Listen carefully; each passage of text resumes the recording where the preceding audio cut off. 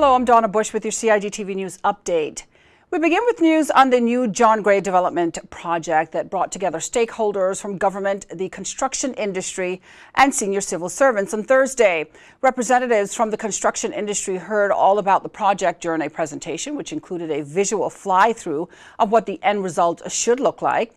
And Education Minister, the Honourable Juliana O'Connor-Connolly, says she's challenged industry stakeholders to build a world-class facility that everyone can be proud of. We spent a lot of man-hours into this. The government is entirely committed to see this project through, and I've asked them to come not only on budget, but under budget and under the proposed time. I would like to deliver this, if at all possible, and by the help of Almighty God, by December 2020.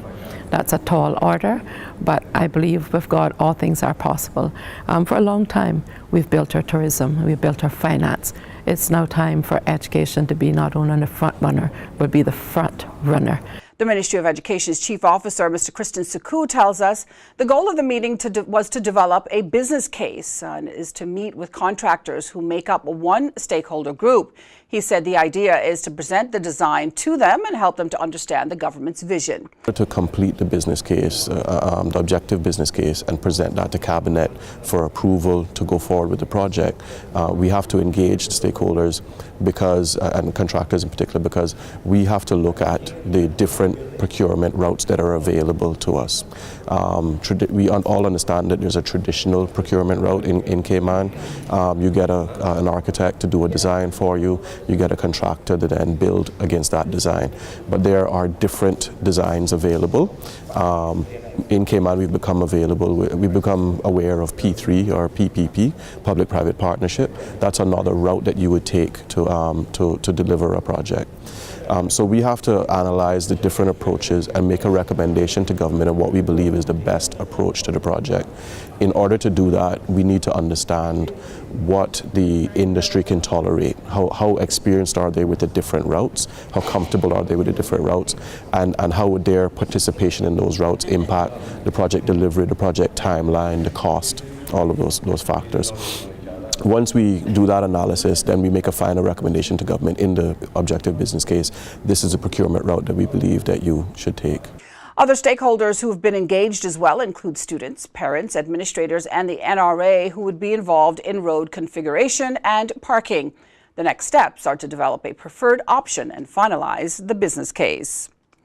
In other news, 2018 so far has been a record-breaking year in visitor arrivals to the Cayman Islands.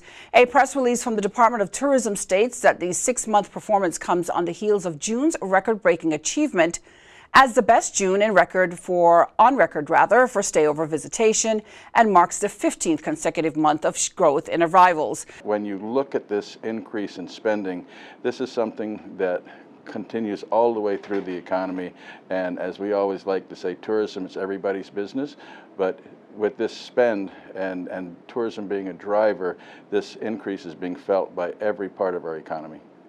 What we find is that when we look at the marketing aspect of it, that's the introduction of having people come here, and we continue that on down with making sure we have the proper airlift and the proper hotel rooms, the guest rooms, the transportation, and the attractions that everybody comes here for. Now, Minister Kirkconnell went on to say he is very pleased that the tourism performance in the Cayman Islands is registering consistent growth and continues to outpace projections.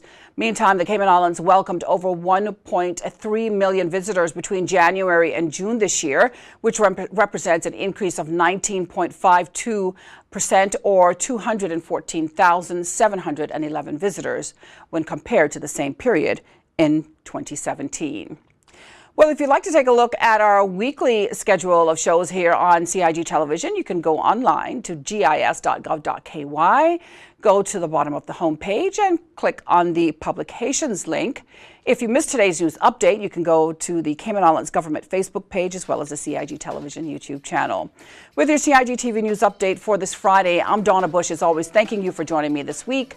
I hope you'll do the same again next week. Until then, have a wonderful weekend and be safe.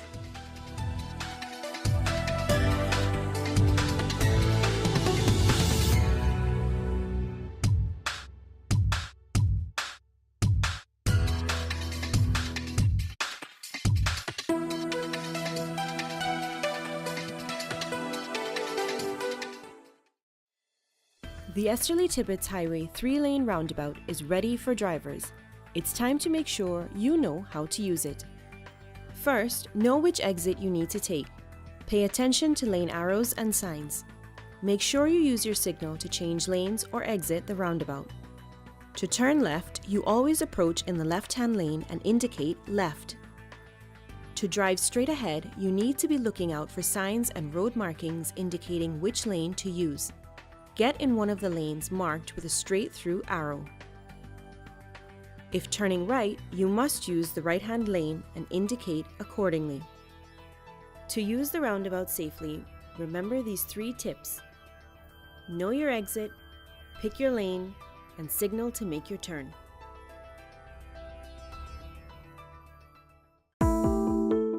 Did you know your mailing address details on your land register must be up to date in order to receive notices on new development which may impact you? Visit Lands and Survey Department to check your mailing address is correct. Did you know that walls, fences located along the road require planning permission no matter the height? You should check with the department as a planning and permit application may be required. Did you know that fences and walls within the high water setback require planning permission no matter the height? You should check with the department as a planning and permit application may be required.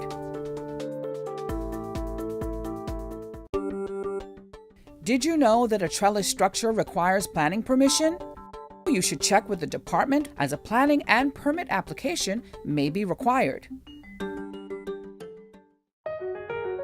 Did you know that a deck more than 6 inches above finished grade requires planning permission? Did you know you should check with the department as a planning and permit application may be required? Did you know that planning permission is required for a sign? Did you know you should check with the department as a planning and permit application may be required?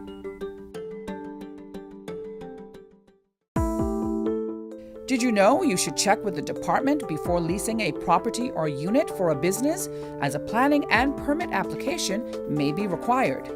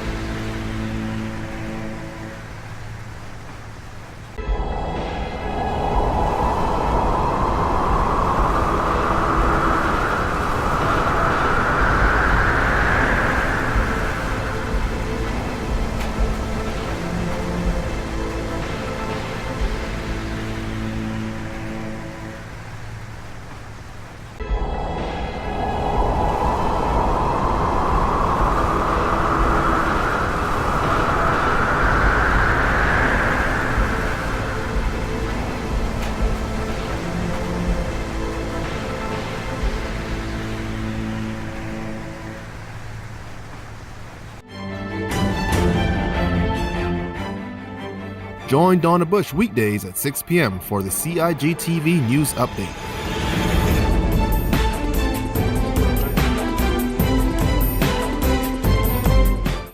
Get the latest on what's happening in government on a daily basis.